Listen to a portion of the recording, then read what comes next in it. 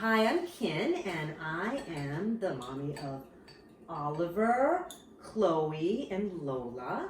I'm originally from Burma, which is also called Myanmar, and this week, April 13th through the 16th, that's Monday through Thursday of your spring break, is Burmese New Year. Now, in the past, I would always come over to the children's classrooms to bring Burmese treats and tell people a little bit about Burmese New Year and Myanmar. But of course, we're out of school now, so we can't do that. So we're gonna celebrate a little bit differently. But first, maybe Oliver and Chloe can tell you how we usually celebrate. We'll do that in a second. Well, Lola. in class, my mom would usually come over. We'll talk about Burma and show some stuff, then have a treat. And last year, you guys did homework Yeah, assignments, right? we also, Not really. But we did a study we assignment. also put on Burmese makeup. It was like kind of like sunscreen. Everyone put on brushing, and like there's also we would also splash water on people. What we don't do that because like it's We did that. No, My we class did that. Well, we did a little bit, right? We sprayed it because we don't want the class to get all wet. So this year, since we're at home, what we're going to do, okay, yes, we're quarantined.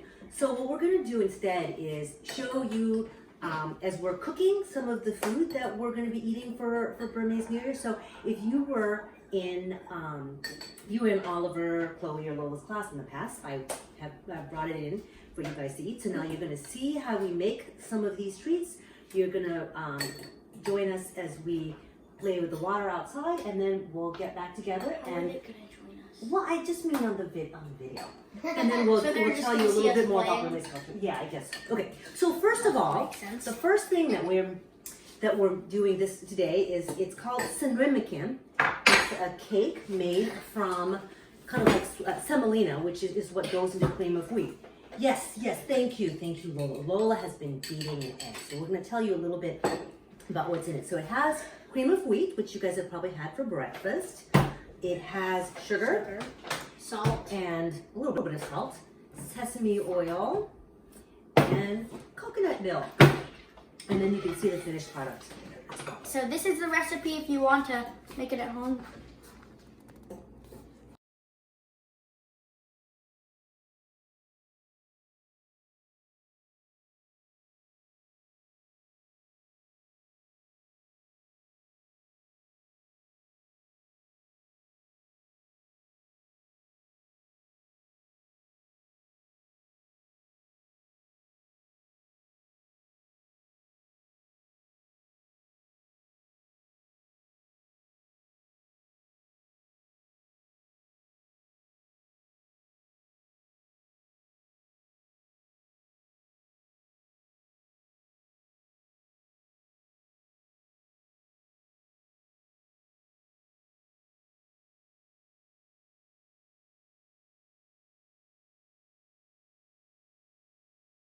So today, what we're doing is we're making something called monong yebal, which is like a Burmese mochi. If you guys go to like Pinkberry, you can get those little mochis that are in the yogurt. Well, this is like a Burmese version of it.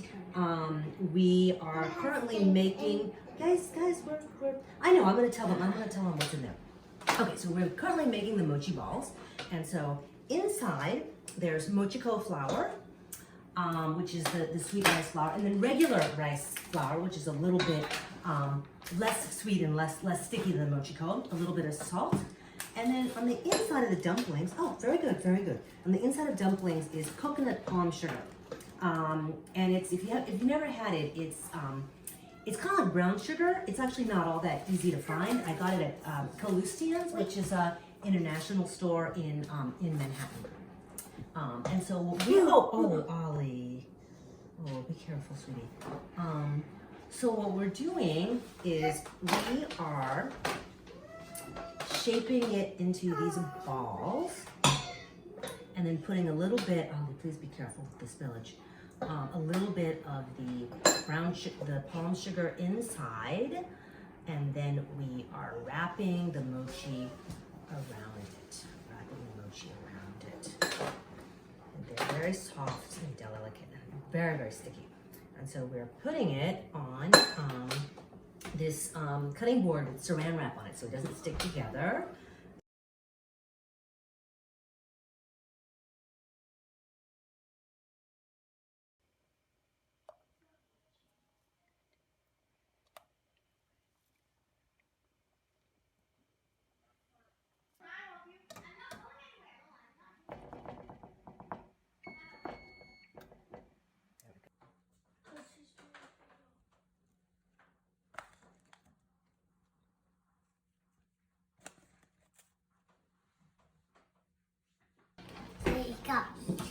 Hi, so we're back.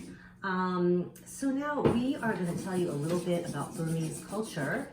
This is something that I used to do in the kids class in previous years, and also if you've been to 321 in the past, if you ever went to the Round the World event in May, which unfortunately, we won't be able to have this year, I would also do this type of thing. So today, I'm going to tell you a little bit about something called Thingyan, which is Burmese sunscreen and makeup.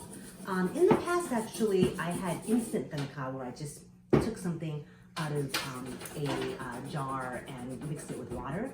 But this year, I was very lucky that a friend of mine went to Myanmar and got me a traditional Thingyan stone and some Thingyan tree bark.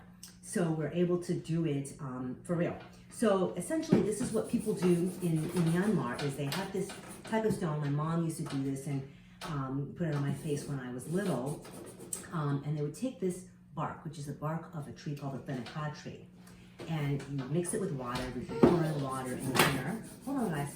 And then you mix it with water here, and then it forms this paste, which then you put it on your face. It's considered makeup. Women put it on, as well as children, and it's also sunscreen that protects you from the sun. And Ollie has done a great job of rounding this up.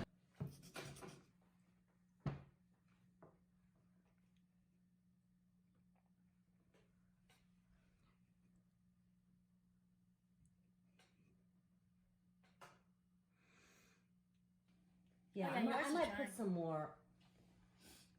I think always a try. It should be like a. I might do. It should be maybe Like- a little bit.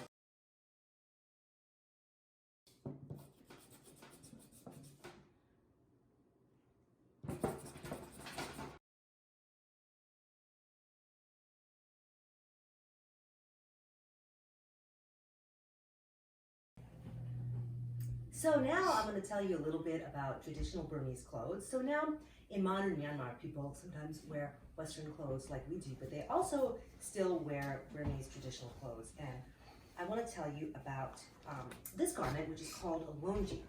And in Myanmar, both men and women wear it, but the difference in how they wear it is how they tie it. And so I'm going to show you. Now this kind of print is the type that a woman would wear, but I'm going to show you how you would wear it if you're a man or a woman. My Burmese friends, if you're watching this, do not judge. Remember, I left the country when I was 4. So the women would wear it like this. They will tie it, or not tie it, but flip it over like this and tuck it in. And when tied this way, it's called a tame. And then for a man, and this is something that's very hard for me because I obviously don't do it in this way. It is tied into a knot like this in the middle, and it's called a paso. It would be a lot tighter.